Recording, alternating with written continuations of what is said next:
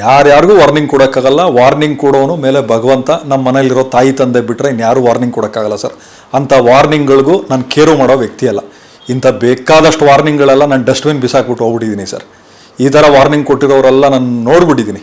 ಇಲ್ಲಿ ದೇವ್ರು ನೋಡ್ಕೋತಾನೆ sir. But ನಾನು ನೋಡಿ ಸರ್, ನಾನು ವ್ಯಾಪಾರ ಮಾಡೋ ಜಾಗದಲ್ಲಿ ನಿಂತ್ಕೊಂಡು ಹೇಳ್ತಾ ಇದ್ದೀನಿ, ನಾನು ದೇವ್ರ ಮೇಲೆ ಪ್ರಮಾಣ ಮಾಡಿ ಹೇಳ್ತೀನಿ, ಯಾವುದೇ ಪಬ್ಲಿಸಿಟಿ ಇರ್ಬೋದು ಅಥವಾ ಕಾಂಟ್ರವರ್ಸಿ ಕ್ರಿಯೇಟ್ ಮಾಡೋಕ್ಕೆ ನಾನು ಹೇಳಿರುವಂಥ ಮಾತುಗಳೆಲ್ಲ ನನಗೆ ಅವಶ್ಯಕತೆಯೂ ಇಲ್ಲ ಸರ್.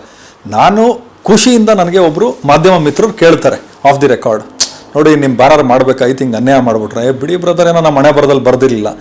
ಟಕ್ಕಂತ ಏನು ಮಾಡ್ತಾರೆ, ಕ್ಯಾಮ್ರಾ ಆನ್ ಮಾಡಿಟ್ಟಾಗ ಬ್ರದರ್ ಅದ್ರ ಬಗ್ಗೆ ಒಂದು ಹೇಳ್ಬಿಡಿ ಅಂತ ನೇರವಾಗಿ ಪ್ರಶ್ನೆ ಕೇಳಿಬಿಡ್ತಾರೆ ಸರ್. ನಾನು ಹೇಳ್ತೀನಿ, ಬಿಡಿ ಬ್ರದರ್, ಅದೇನೋ ಆಯಿತು, ನಮ್ಮ ಮನೆ ಬರದಲ್ಲಿ ಬರ್ದಿರಲಿಲ್ಲ, ಹೌದು ಹಿಂಗೆ ಟ್ರಾವೆಲ್ ಮಾಡಿದ್ದೆ ನಾನು. ಸರ್ ತಪ್ಪೇನಿದೆ ಅದರಲ್ಲಿ?